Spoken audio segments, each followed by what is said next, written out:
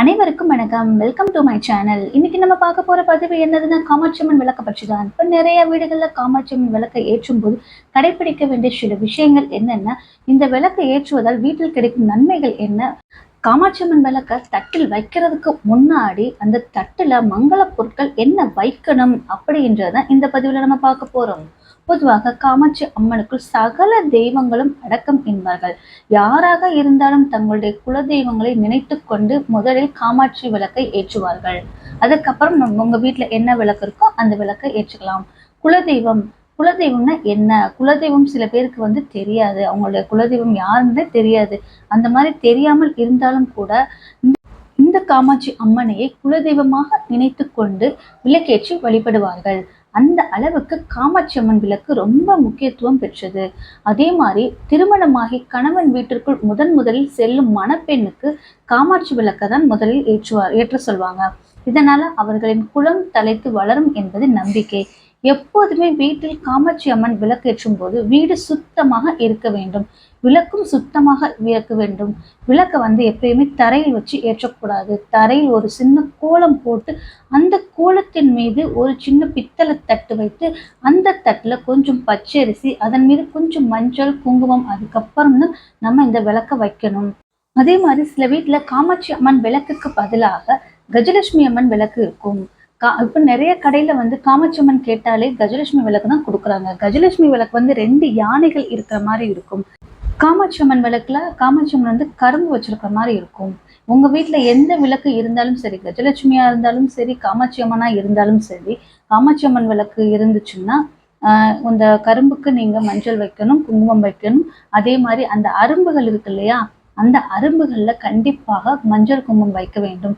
இதே உங்க வீட்டுல கஜலட்சுமி அம்மன் விளக்கு 2 யானைகள் வச்சிருக்கிற விளக்கு இருந்துச்சுன்னா அந்த யானைகளுக்கும் மஞ்சள் குங்குமம் வச்சு வழிபட வேண்டும். கடன் பிரச்சனை இருக்கிறவங்க காமாட்சி அம்மன் விளக்க காலையில பிரம்ம முகூர்த்த நேரத்துல விளக்கேற்றி உங்களுடைய வேண்டுதல் வச்சீங்கன்னா கண்டிப்பாக பழிக்கும். 48 நாட்கள் தொடர்ந்து பிரம்ம முகூர்த்தத்துல அந்த விளக்க நீங்க ஏற்றி வழிபாடு செய்யுங்க, உங்களுடைய பிரச்சனைகள் தீரும். அதே மாதிரி காமாட்சி அம்மன் விளக்கில் உள்ள திரிகளை பற்றியும் சில முக்கிய விஷயங்களை நம்ம தெரிந்து கொள்ளணும். காமாட்சி அம்மன் விளக்கு மட்டும் இல்ல, எந்த விளக்கை நீங்க தட்டுல வைக்கும்போது சில மங்கள பொருட்கள் சேர்த்து வைத்துவிட்டு அதன் பிறகு விளக்கை வைத்தால் இன்னும் கூடுதல் சிறப்பு. காமாட்சி அம்மன் விளக்குக்கு நெய் ஊற்றி தாமரை தண்டு திரி போட்டு தீபம் ஏற்றினால் இன்னும் சிறப்பு.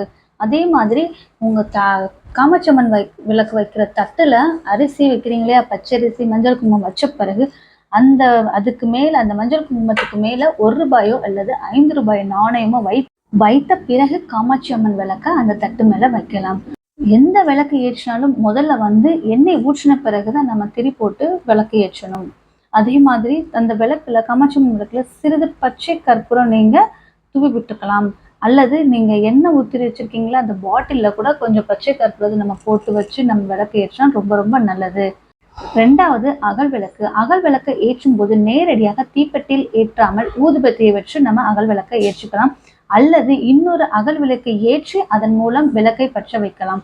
காரணம், தீப்பெட்டியை நல்லதற்கும் ஏற்றுவார்கள், கெட்டதற்கும் ஏற்றுவார்கள் என்பதால் நேரடியாக தீப்பெட்டி வைத்து விளக்கு ஏற்றுவதை தவிர்த்து கொண்டு இப்படி செய்யலாம். நம்முடைய வீட்டில் உள்ள கெட்ட அதிர்வலைகள் வெளியேறும் என்பது ஐதீகம்.